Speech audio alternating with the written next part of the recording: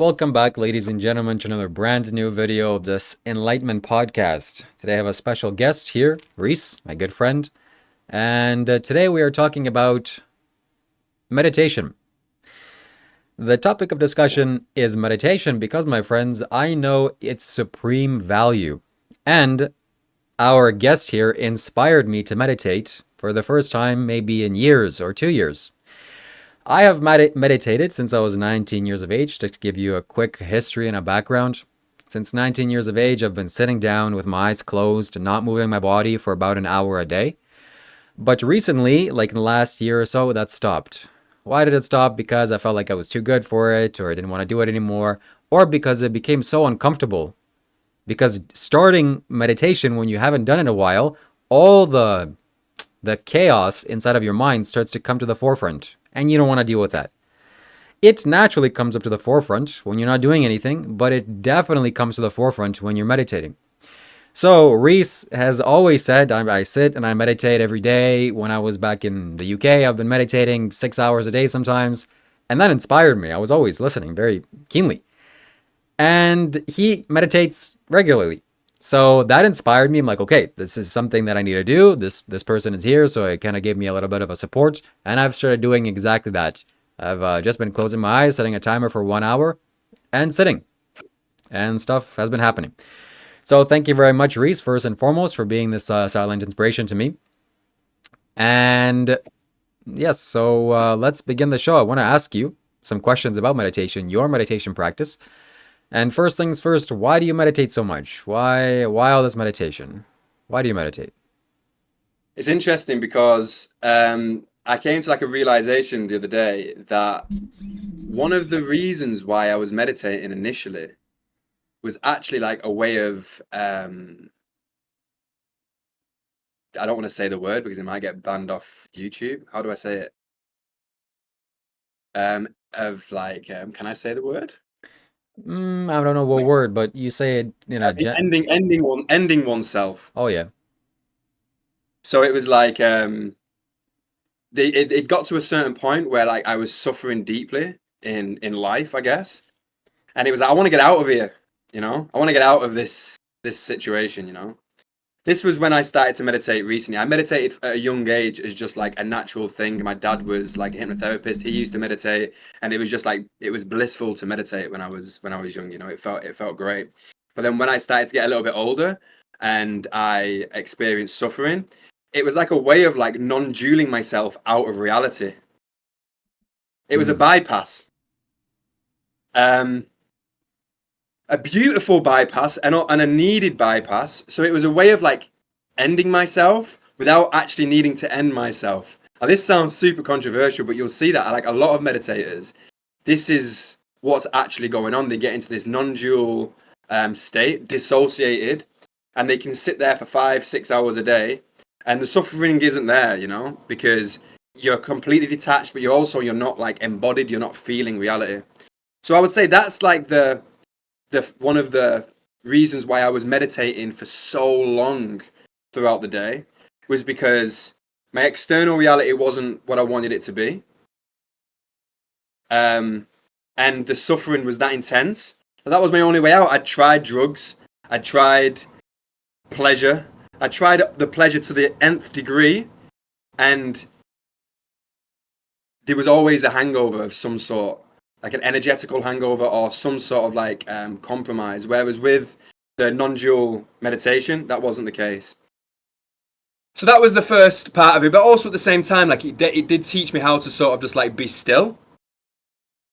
And it's a beautiful practice. We need a coping mechanism, and better having a meditation as a coping mechanism than having a drug or some chemical as a coping mechanism. But at the end of the day, it was a coping mechanism in for a long time.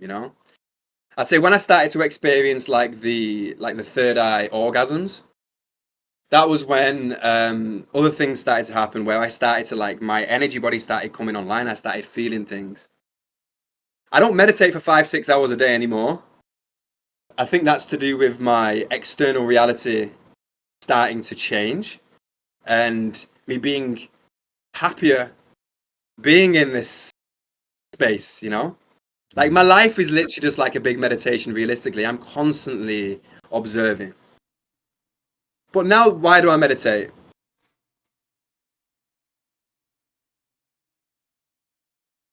It's like it's like a reset. It's like an energy cleanse, and it's a reset. I'll meditate for at least an hour a day now, and it's a way of knowing self, of like checking in. Oh, this is me. This is my current state, whether it's good, whether it's bad. So I know myself. So when I'm in relation to other beings, I've got more clarity, and I can't get swayed so easily by the external world. I can't get projected onto. So that's the it's like a it's like a little, it's like going to the gym, you know. It's also as well, it sharpens the mind. There's something about full focus on one thing, the breath and this part and the present energy body. That creates like a focused mind is unstoppable when it comes to moving in the world as well. So if you want to like build something in the world, having direct focus and being able to focus on one thing at a time, that's the way that you can bring something into manifestation in reality. So if you really want to move in the world, like meditation for me has been one of the most key factors, because if your brain is constantly jumping from one thing to another, like you've lost it. So there's multiple different positive benefits from meditation. It's the health aspect to it. It's the being centered as a being, stability, and just raise a sharp focus, you know. So I'd say that's the reasons why I meditate. A little bit long-winded, but yeah.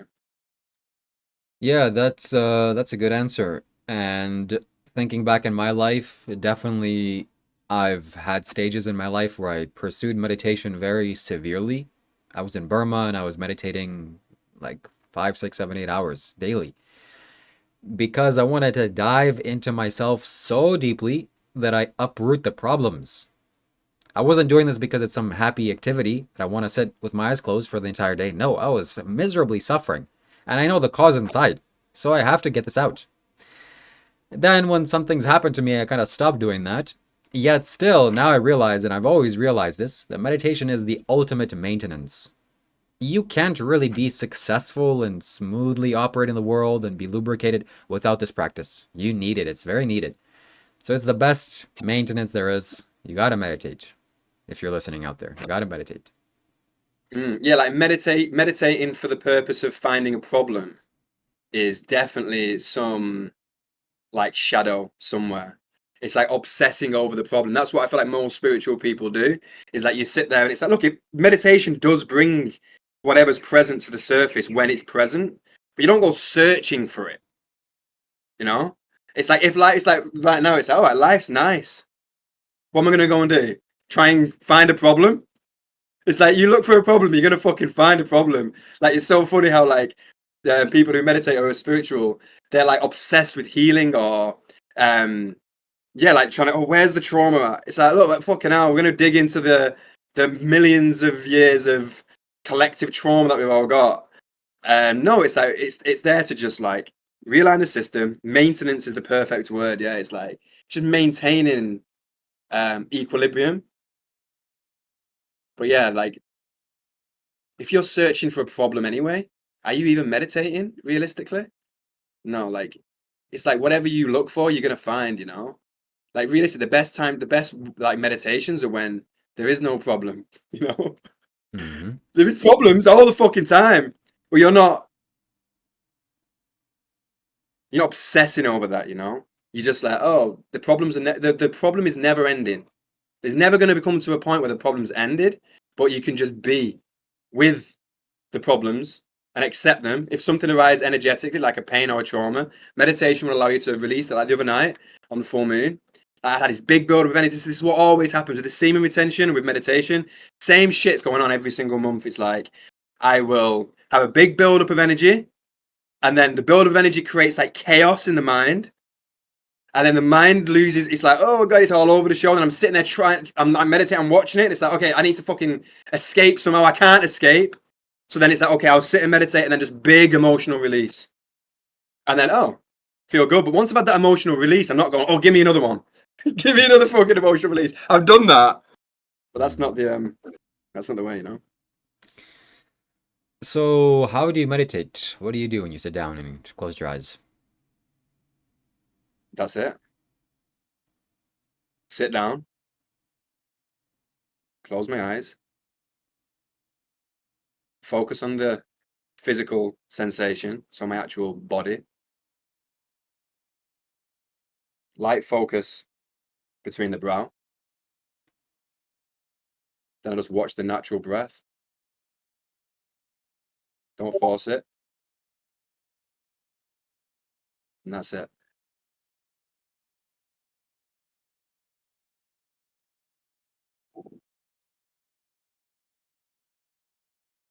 Non-resistance to what arises. Just let whatever's going to be. Just complete renunciation of any control.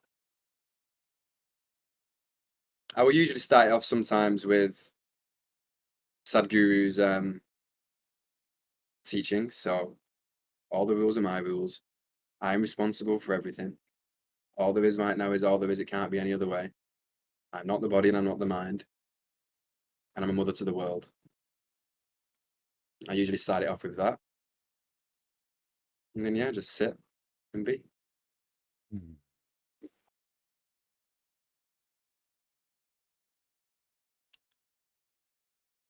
Yeah, when we've built up chaos in the mind, sometimes it's hard to just sit and be. Sometimes the inner turmoil, the inner storm is so much that it is pushing you back and forth. Sitting down is can feel like sitting down is the problem, or it's making the situation worse.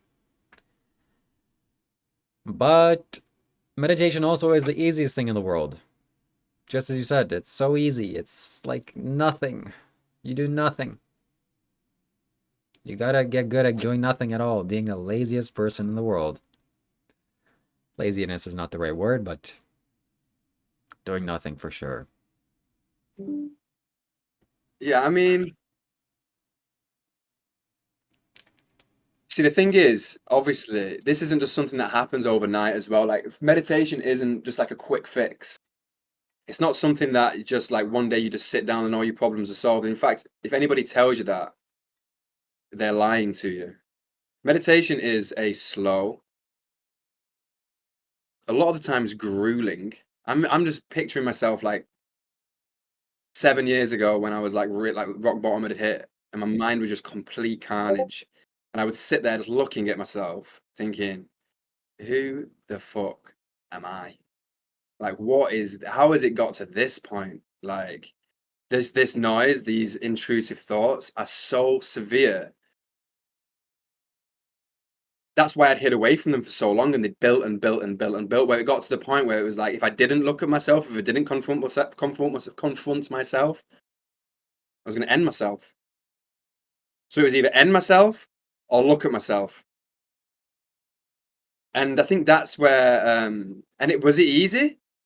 No. Did I get to a place even after 2 years where I could sit in beingness? No. So like 3 years of real intentional focused practice of not, and that's why it started off with the dissociation, because it was like, it was sort of dissociation, but I'd also allowed myself to understand that the mind wasn't the ruler, you know? The mind was just nonsense. It was just like creating images and stories that I could just walk down the road and I would see something, and then that story would play in my head. So I started to, the more that I observed the psychological structure, the more I just realized how much bullshit it was. And then as time goes on, like a little distance gets created, you know?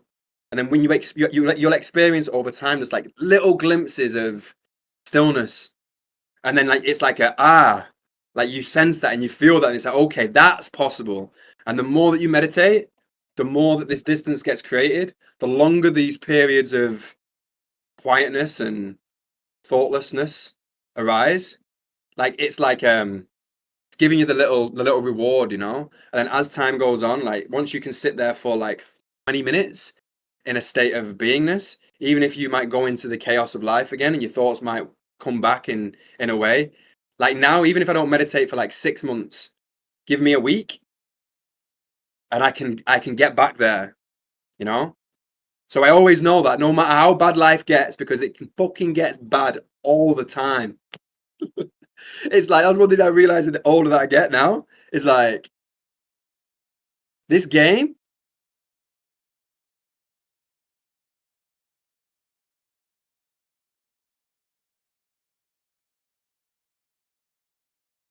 is a fucker at times.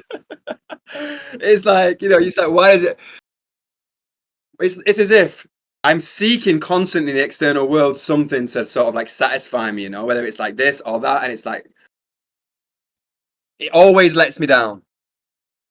It's like life is forcing me to become what I want in the world. So it's like, I'll seek it, I get let down, and then I have to come back to sovereignty again and go, okay, it's like life is forcing beings to become the thing that they need the most. Whether it's a dad, whether it's a mum, whether it's a lover, whether it's a friend. It's like it's constantly stripping. It's like death is the last strip. It's like it's stripping you of you thinking you can cling to anything or anybody at any time. And the older you get, the closer to the pearly gates that you get, it constantly keeps on stripping you. And depending on what path you're on as well, if you're on the spiritual path as well, and you realize like how pointless it can be to try to do anything other than become your own lighthouse for reality. And it's a painful process to like awaken and to enlighten.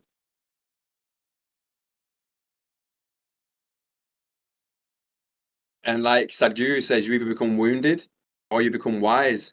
That's not the easiest thing to do, you know? Like most people become wounded.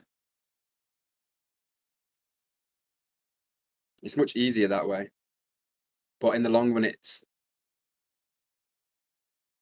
a catastrophe. So meditation is the only way that you can figure that out, in my opinion.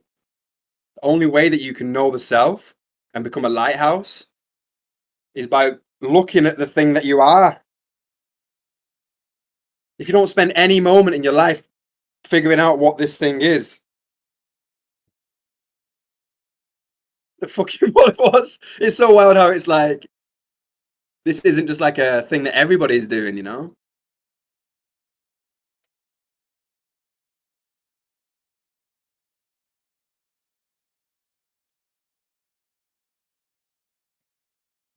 Yeah. The world would be a much better place if everybody started meditating at least an hour a day. And I want to say that meditation is not just about solving problems. Yes, that's, I'm sure, why you got into meditation, like Reece and I did as well. And I'm sure many of you. And yes, it's a fantastic tool to solve your internal issues and to solve problems. But meditation is also awesome. It's not just that, it's incredible. It's so awesome. It's like the closest thing to a superpower that there is in human life. It just makes you amazing. The quality of being nothing or doing nothing is, wow, you're superhuman. This reminds me of a story or something that happened to me many years ago when I was just a teenager, a young lad, young boy. I was watching YouTube videos a lot, and one YouTube video by, I think, Vsauce came up, and Vsauce was explaining how the budget for NASA in the United States is less than 1 penny, or it's like 1/4 of 1 penny, and how much they've discovered about space and the universe and sending rocket ships and telescopes and seeing the observable universe. And there's pictures of like it's just a tiny picture, and then you zoom in and it's just galaxies, millions of galaxies, and you're oh my god, what is there? It's so it's infinitely fantastic. Why can't we just spend all of our resources to go and find out what there was we could travel from into space or travel into other planets? Why do we have to waste money on gasoline or cars or wars? Just increase the budget for NASA. That's what I was thinking. And then many years had gone by and I realized that's impossible to figure out everything out like that physically. You're going to spend an eternity and you won't barely scratch half of it. But the way to truly understand the universe, the way that I can understand the universe is to look inside of myself, to close my eyes and pay attention. Because the universe is inside here. I'm not somewhere in the universe. The universe is right here. It's in me. And when I started doing that, everything began to make sense. And I understood what the quality of the universe is, or was, or still is. Emptiness, impermanence, abundance also. And meditation helps you to discover so many brilliant things about life. Again, it's not just about solving problems, it's not a band-aid. It's fantastic. It's awesome. So many realizations you'll get, so many insights you'll get. You'll understand people better, you'll understand yourself better, you'll become wise. It's fantastic, and you should do it. All of you.